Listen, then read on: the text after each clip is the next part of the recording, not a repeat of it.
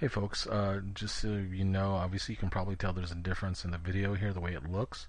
My main computer just died on me, so I need to get a new video card for it, and that's going to take me a few days.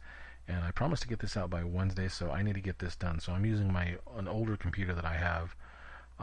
It has different software on it. I don't have the ability to use my Shadow Play software to capture this. So because I have an AMD card in this. So we're going to make do with it as best as possible here. We'll go ahead and get started on this. As you can see, Mav has the ball on his 8-yard line after getting that huge interception. He has 2:35 left in the second quarter. He has a 7-0 lead with 1st and 10. He looks like obviously he's looking to score. I mean, you're always looking to score every drive, but this is a big one here, guys, because if he can take this downfield, get a field goal or a touchdown, he'll go up either 10-0 or 14-0. He gets the ball in the second half to start the second half. So potentially, if he can take that one down and score 2, he can make this a 21-point lead or a 17-point lead or even a 16-point lead or a 13-point lead, excuse me. Either way, however it works out for him, he's building on his lead. And if he can make it a 17 or 21-point lead, that's huge considering you only get 4 minutes per quarter. So, this is a really big drive for him. He needs these points. We'll look at his play here. He's in the strong eye, twins to the left, tight end to the right. He's running a play action post shot. Basically, he's got the two post routes and the corner route. Everybody's going deep. He is going to make the adjustment of sending his fullback on a flare route here. This back, as you can see here, he's running the play fake, and he's going to stay in the block. He doesn't leak out like they normally do on play action passes. Defensively, what I'm seeing here, it looks to me like a 4-3 over. It just looks like he's overshifted his line, so he's kind of almost making himself a 3-4 look out of this. It would be like a 3-4 eagle almost.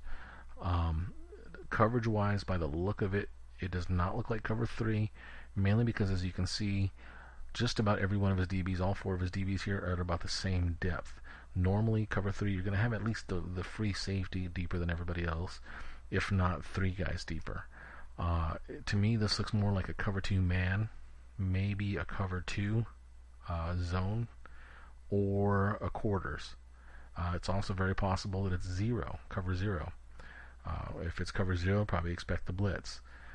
But right now, like I said, it does not look like 3, so it's a little harder to read just because he has everybody across the board like he does. I would say the biggest place to attack would be this tight end on the corner, mainly because he's going to have some sort of either man-to-man or even if it's zone, he's gaining depth. This should open up over the top of this linebacker if he's in a zone, or I do believe this tight end will probably beat the linebacker on a corner route. Usually man-to-man tight ends win, especially against linebackers. If he's going against a safety, that might change things a little bit, but he should be able to air it out. He's got lots of room here because he's on the left hash to hit a ball over the top here. Now the other thing is if he's in a 2 zone, the other thing he can look at is this post here because middle of the field is going to be wide open. This safety is probably going to have to really honor this corner route. And this safety, as he widens out and gains depth, he's going to see both these guys. He's most likely going to attack the outside guy. That's usually what you have him do in those cases.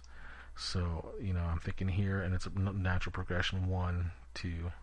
Ooh, that's not a 2.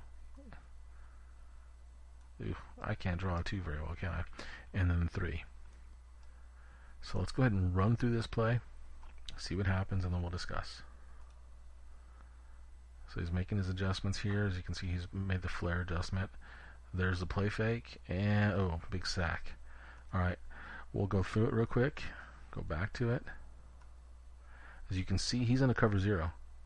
And I think he's run committing on this case because these guys are all biting hard.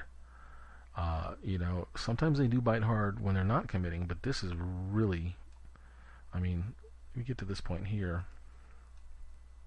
Sack, so it doesn't really matter, but this guy's open. This guy's open. By the time this guy gets back to him, he's going to be over here, so he'll be open too. And then, of course, he has his fullback open. His big issue, though, like I said, it's a cover 0. I don't know what I mentioned before. If it's a cover 0, it's a blitz. As you can see, he has 2 inside backers, or his Mike and his Will are coming in the A gap here, coming right off center. So as they're coming, You'll see one thing though, they get blocked. The first guy through is the Mike. He gets blocked by the tailback. Second guy just basically runs into the Mike's back. The Will runs into the Mike's back. So effectively, this back is blocking two guys. Problem is that defensive end there, as you can see him coming. He just puts a weapon, and it's the player controlling him. So he makes the move to get right by that tackle and make the big sack. Really nothing Mav could have done in this case. The only advice I could really give him would be to run the opposite way on this, to run this play the opposite way. And the reason I say that is you'll see one little thing here. Tebow's a lefty, alright? So once he gets to this point here, he's not ready to throw because he has to get his body in a complete 180. He has to completely turn around to get his body in a throwing position, which gives him or takes him more time. So if he goes the other way, he may have the time to throw it. He still may not. He may be able to flick it out to the fullback out here, but he still may not. I mean, that's really a hindsight type thing, and it would give him less time to hold on to the ball. But on play action passes, it's difficult when the blitz comes in, and if somebody gets free and doesn't bite on the play fake. So really, that's just a little hindsight thing. But outside of that, there's nothing he could have done there. It was just a great defensive call for what Mav had called. So it was a great guess in this case.